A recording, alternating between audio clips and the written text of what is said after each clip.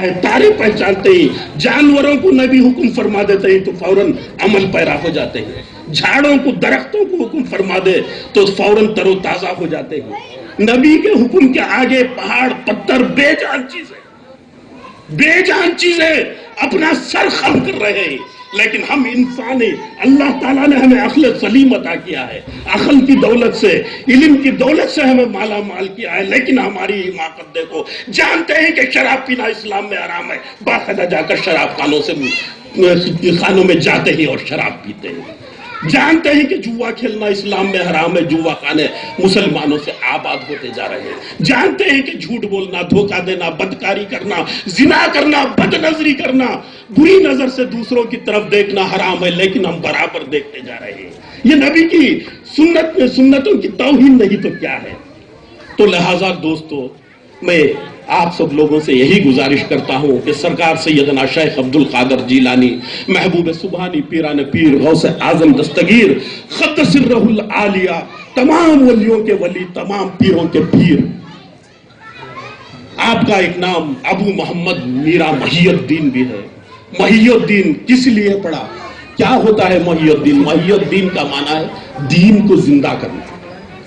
حضرت سیدنا امام حسین نے کرب و بلا میں ایک ایک اپنے بچے کی قربانی پیش کی، اپنے مال کی، متے کی، اپنے پیارے پیارے عزیز بھتیجوں کی، بھانجوں کی، سب قربانی پیش کر کے کلمہ لا الہ الا اللہ کی حفاظت فرمائی سیدنا امام حسین نے۔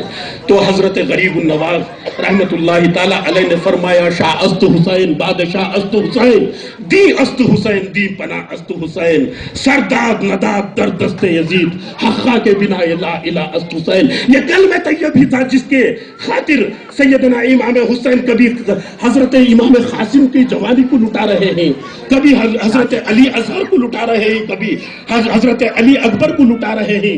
یہ کلمہ طیبہ کی ہی حفاظت کے لیے سیدنا امام حسین نے اپنے پاک معطر معتبر خون کو، اپنی پاک گردن کو اللہ کے راستے میں کٹا کر شریعت مصطفیٰ کی حفاظت کی، شریعت مصطفیٰ کی حفاظت کی۔ اگر کربلا میں امام حسین نے اپنا سر پیش نہیں کیا ہوتا، اپنے اہل و عیال کو پیش نہ کیا ہوتا، تو آج جو ہم کلمہ پڑھ رہے ہیں بقول غریب النواز، آج ہمیں وہ کلمہ صحیح و سالم نہیں ملتا تھا۔ آج ہم کلمہ پڑھ رہے ہیں تو غریب النواز کا صدقہ ہے، اور ان کے جد امجد سیدنا امام حسین کا صدقہ ہے۔ امام حسین کو شہید ہونا اس لیے پڑا کہ اس حضرت سیدنا ابو بکر صدیق، حضرت عمر بن خطاب رضی اللہ تعالیٰ عنہ، حضرت عثمان غنی، حضرت مولا علی، حضرت سیدنا امام حسن کے بعد ماحول ایسا ہو گیا تھا کہ یزید کے ہاتھ میں حکومت چلی گئی تھی۔ وہ چاہتا تھا کہ شریعت کو جڑ سے مٹا دے، کلمہ طیبہ کی جو جڑیں ہیں، جو اس کا رس ہے، اسے تباہ و تاراج کر دے۔ اس میں شراب پینے کو حلال قرار دے دیا تھا، زناکاری کو حلال قرار دے دیا تھا، جھوٹ گوئی کو حلال قرار دے دیا تھا، اسلام کے نام پر اسلام کی جڑوں کو کھوکھلا کر رہا تھا۔ حد درجے وہ کامیابی حاصل کر چکا تھا، لیکن امام حسین نے صف آرا ہو کر یزید سے مقابلہ کر کے اپنے آپ کو مٹا کر یزیدیت کو مٹا دیا۔ آج بھی اگر کوئی یزید کی اولاد بھی ہے تو میں چیلنج کے ساتھ کہہ سکتا ہوں کہ وہ اپنے آپ کو یزید کی اولاد کہنا پسند نہیں کرے گا۔ شمر کی اولاد بھی اپنے آپ کو شمر کی اولاد کہنا پسند نہیں کرے گا۔ امام حسین نے اپنا سر کٹا کر، علی اکبر کی جوانی لٹا کر، معصوم اصغر کے بچپنے کو لٹا کر، حضرت زینب کی چادر کو چھنا کر ہم سب لوگوں کے لیے اسلام کو زندہ کر دیا۔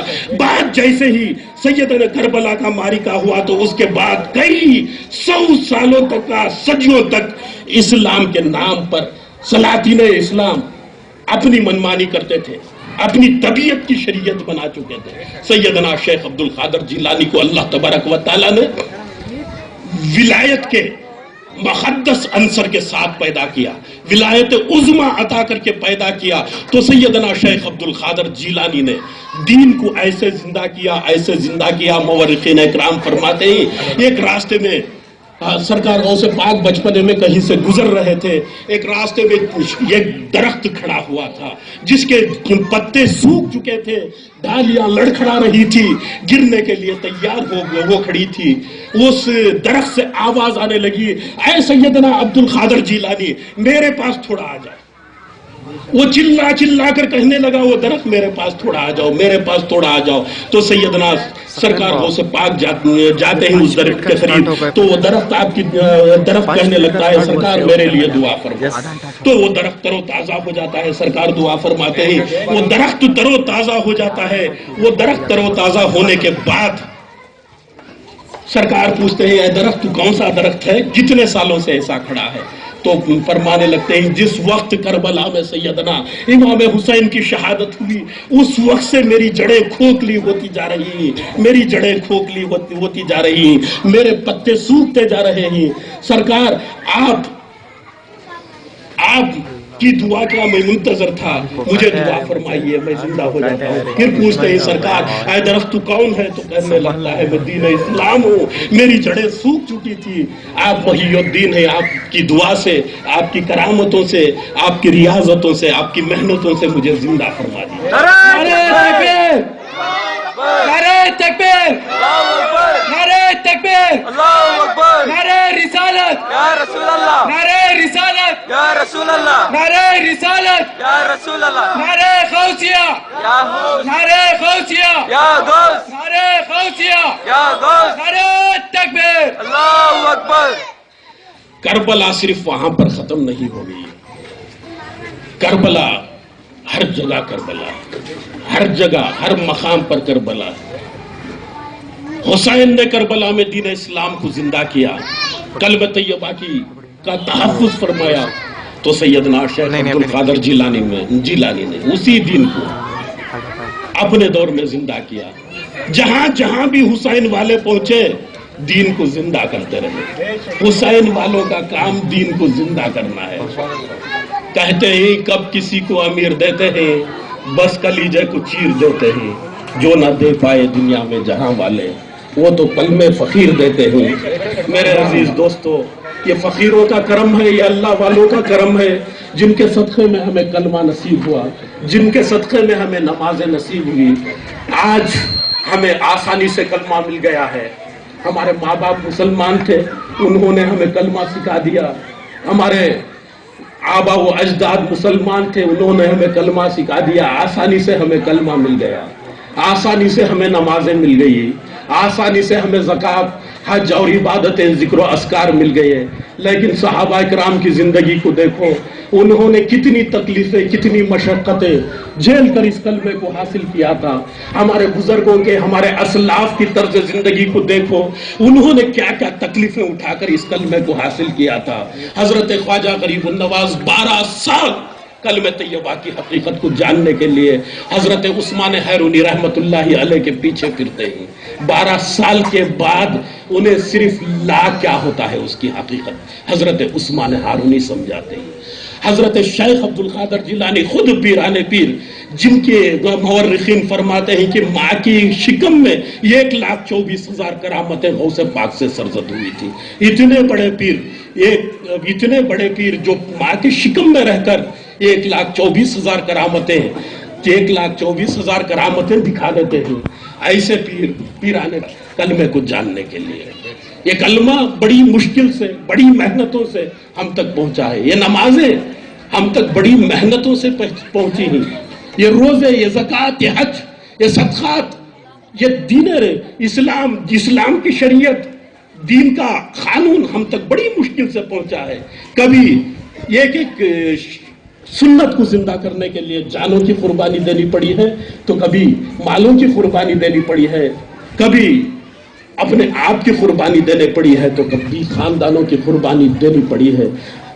सही मानों में सही वफादार वो रसूल वही कहलाएगा जो रसूल अल्लाह की जात से भी वफा करे, उनकी शरीयत से भी वफा करे, उनके तौर तरीके से भी वफा करे, उनके चाहने वालों से भी वफा करे, उनके मानने वालों से भी वफा करे, उनके जानने वालों से भी वफा करे, उनके आशिकीन से भी वफा करे।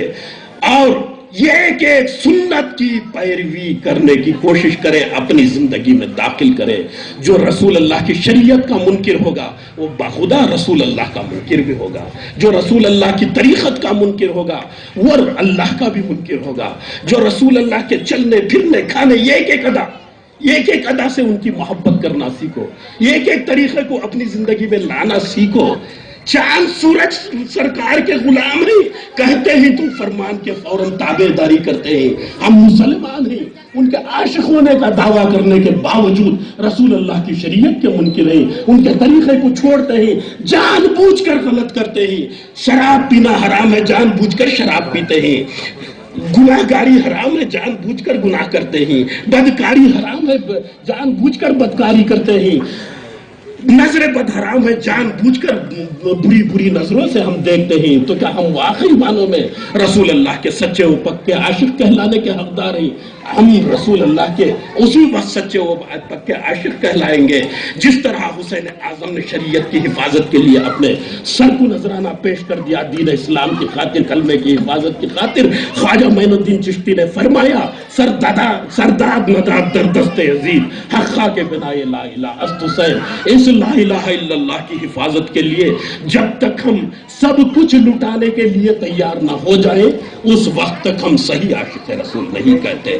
آج ہم اس مبارک و مسعود موقع پر عہد کر لیں کہ ہم لوگوں میں جو بھی شراب پینے والا ہے ہم چھوڑ دیں گے. اپنے لیے نہیں، اپنے نبی کی راضی کرنے کے لیے چھوڑ دیں گے. جتنے بھی لوگ ہم میں سے برائی کرنے والے، بدکاری کرنے والے ہیں، جھوٹ بولنے والے ہیں، چھوڑ دیں گے ہم.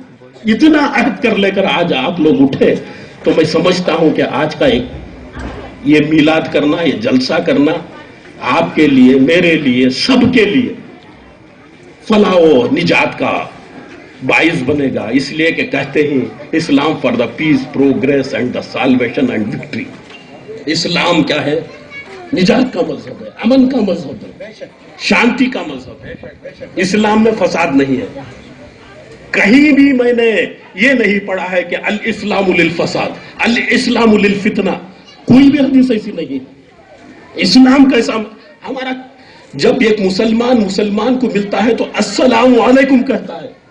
السلام علیکم کا معنی کیا ہے؟ سلامت رہو. سلامت رہو کا معنی کیا ہے؟ اے اللہ اسے سلامت. تو اس کے جواب میں کہتا ہے وعلیکم السلام ورحمت اللہ برکاتہ. اے مسلمان بندے، جس نے میری سلامتی چاہا، میرا امن جس نے چاہا، میری شانتی جس نے چاہا، تو بھی سلامت ہو اور تجھ پر اللہ کی رحمت و برکت بھی ہو. ہمارا سلام امن ہے، شانتی ہے. ہمارا سلام امن ہے، شانتی ہے. ہمارا مذہب اسلام ہے. اسلام میں بھی سلام، لفظ اسلام میں بھی سلام ہے. جب ہم نماز سے فارغ ہوتے ہیں تو دعا کرتے ہیں اللہم انت السلام و منک السلام الیک یرجع السلام حینا ربنا بالسلام وادخلنا دار السلام. سارے کا سارا اسلام سلامتی کا مذہب ہے، امن کا مذہب ہے، نجات کا مذہب ہے. Islam for the peace, Islam for the progress, Islam for the salvation, Islam for the victory. کتنا بڑا سالویشن کا مذہب. ہم لوگ اسے کیا کر لیے؟ اسلام کو صحیح نہیں سمجھ کر، اپنے بزرگان دین کے طریقے پر نہ چل کر، اپنے طور پر اسلام کو جب سے ہم نے بنانا شروع کر دیا تب سے اللہ تبارک و تعالیٰ کے عذاب و عتاب کا کہ ہم حقدار ہونے لگے. مسلمان کی تعریف یہی ہو سکتی ہے کہ وہ شراب نہیں پیتا.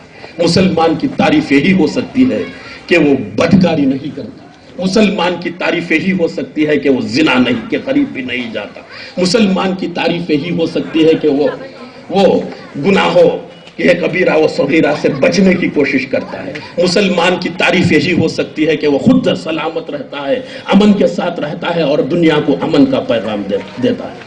تو آج ہم لوگوں کو چاہیے کہ ہم لوگ آج یہ عہد کر لیں کہ اگر کوئی گناہ کا کام کر رہا ہے تو فوراً گناہ کو ترک کرنے کی کوشش کریں. برائی کا کام کر رہا ہے تو برائی کو ترک کرنے کی کوشش اس نیت سے کریں کہ میرا رب اور رب کے پیارے حبیب محمد مصطفیٰ صلی اللہ علیہ وسلم جو ہمارے آقا ہی خوش ہو جائے. ہر غلام اپنے آقا کو خوش کرنے کی کوشش کرتا ہے. ہر غلام. یہ معمولی آفس میں کام کرنے والا بھی اپنے باس کو خوش کرنے کی کوشش کرتا ہے. ہمارے نبی ساری کائنات کے آقا, زمینوں کے آقا, آسمانوں کے آقا, ان سے بڑا آقا ہی کوئی نہیں ہے. آقائیاں ان پر ختم ہوئی. ایسے آقا کو اگر ہم نہیں خوش کیے تو ہماری زندگی خوشی سے کیسے گزرے گی؟ کم سے کم دوسروں کے لیے نہ صحیح, اپنی زندگی میں سکون اور نجات حاصل کرنے کے لیے, عزت سے جینے کے لیے رسول اللہ کے طریقے کو اپنانے کی کوشش کریں, اپنانے کی کوشش کریں. کب کسی کو امیر دیتے ہیں, بس کلیجے کو چیر دیتے ہیں. جو نہ دے پائے دنیا میں جہاں والے, وہ تو پل میں فقیر دیتے ہیں. ازل سے ہے میرے دل میں فسانہ غوث اعظم کا, ازل سے ہے میرے دل میں فسانہ غوث اعظم کا. میں تبلیغی نہیں ہوں دیوانہ غوث اعظم کا. میں تبلیغی نہیں ہوں دیوانہ غوث اعظم کا. میں تبلیغی نہیں ہوں دیوانہ غوث اعظم کا. کرم کن برحال زارم یا رسول اللہ, غریبم بے نوائم خاک سارم یا رسول اللہ. غریبم بے نوائم خاک سارم یا رسول اللہ. بڑی مدت سے ہوں میں غم کا مارا یا رسول اللہ. بڑی مدت سے ہوں میں غم کا مارا یا رسول اللہ. دکھا دو چہرہ انور تمہارا یا رسول اللہ.